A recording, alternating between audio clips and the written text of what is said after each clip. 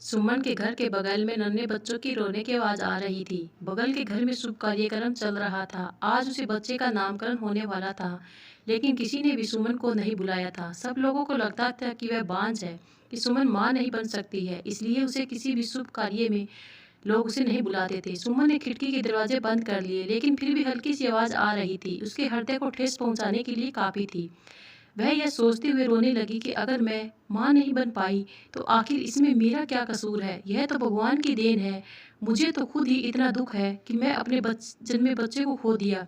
दुनिया वाले में जख्मों पर और भी नमक छिड़क रहे हैं। अरे उन लोगों को ऐसे समय में तो मुझे सहानुभूति रखनी चाहिए, लेकिन लोग तो बस दिल दुखाना ही जानते हैं। उसकी आंखों में से झरझर आंसू बह रहे थे। तभी उसके पति सुभाष का फोन आया। वह कहने लगा, सुनो, आज मुझे ऑफिस से आने में देर हो जाएगी। तुम खाना पर मेरा इंतजार मत करना। खाना खाकर आराम से सो जाना। मेरे पास घर की चाबी है, मैं अपने आप आ जाऊंगा। सुमन ने कहा, ठीक है, कहकर फोन काट दिया। और वह सोचने लगी, वैसे भी आजकल भूख प्यास किसे लगती है और नींद कहाँ आती है।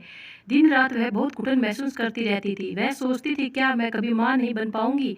जब भी वह किसी औरत को छोटे बच्चों के साथ देखती तो उसके मन में एक दुख सा उठ जाता और वह सोचती थी कि मैं ऐसे कौन से पाप किए हैं जो मेरी गोद अभी तक खाली है। सुमन उदास मन से घर के काम निपटा रही थी। उसे कुछ भी करने का मन नहीं कर रहा था। महीने पर पहले ही सुमन ने अपने अजन्मे बच्चे को खो दिया था। यह दूसरी बार था जब उसके साथ ऐसा हुआ था। डॉक्टर ने अब उसे साफ साफ कह दिया था कि उसका गर्भाशय बहुत कमजोर है और आगे वैसा ही कभी माँ नहीं बन पाएगी। सुमन का दिल टूट कर रह गया।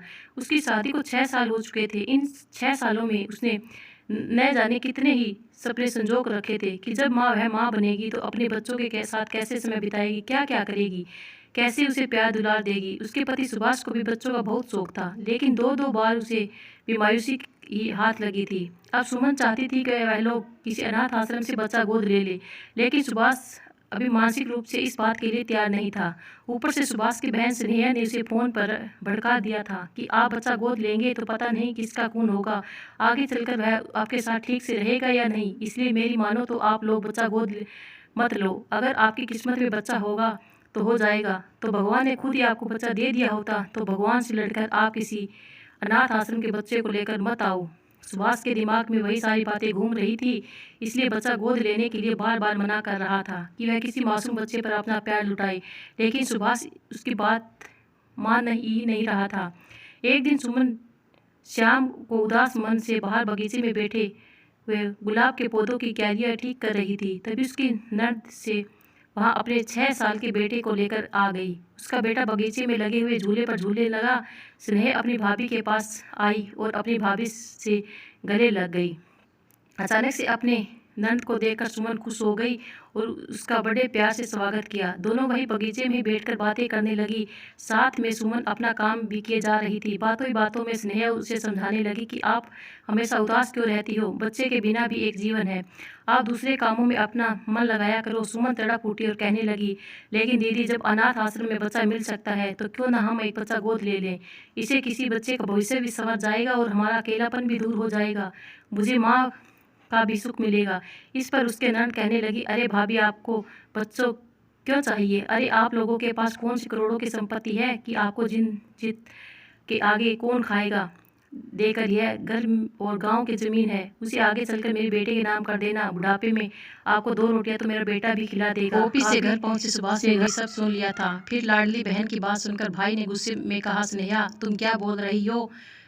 पता है कि हमारे पास करोड़ों की संपत्ति नहीं है, लेकिन इसका मतलब यह नहीं कि हम किसी बच्चे की परवरिश नहीं कर सकते। मुझे भी मन करता है कि कोई मुझे पापा कहकर बुलाए। क्या जिसके पास करोड़ों की संपत्ति नहीं होती वह लोग बच्चे पैदा नहीं करते। तुम्हारे पास कौन सी करोड़ों की संपत्ति है, जरा बताओ। तो स्नेहा सब कहकर रह गई। सुभाष आगे बोला, अरे मैं इतना भी गरीब नहीं हूँ कि किसी बच्चे को गोद ले लूँ तो उसे भी सही प्रवेश ना दे पाऊँ। पहले जब तुम मुझे समझ रही थी तो मैं तुम्हारी बातों में बहक गया था, इसलिए बच्चा गोद लेने के लिए बारे में सोच नहीं रहा था। लेकिन आज मुझे समझ में आ गया है कि तुमने ऐसा क्यों किया। मैं कभी सोच भी नहीं सकता था कि घर और ज़मीन के लालच में तुम हमें संतान सुख से वंचित रखने वाली हो।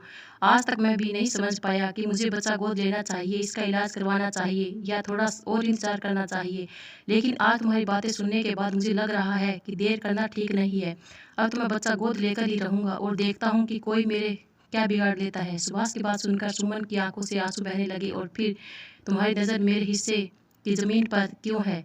भाई को अचानक से सामने देखकर स्नेहा हड़बड़ाकर खड़ी हुई और कहने लगी, अरे भैया, वह तो बस मैं ऐसे ही भाभी से मजाक कर रही थी। सुभाष बोला, अच्छा ठीक है, कोई बात नहीं, तुम मजाक कर रही थी तो यही सही, अच्छा हुआ जो यह मजाक था, वरना ऐसी बातें सुनने के बाद तो तुम मेरी नज़रों में गिर जाती। स्नेहा थोड़ी देर तक इधर उधर की बातें करने के बाद वहाँ से विदा लेकर भाग खड़ी हुई।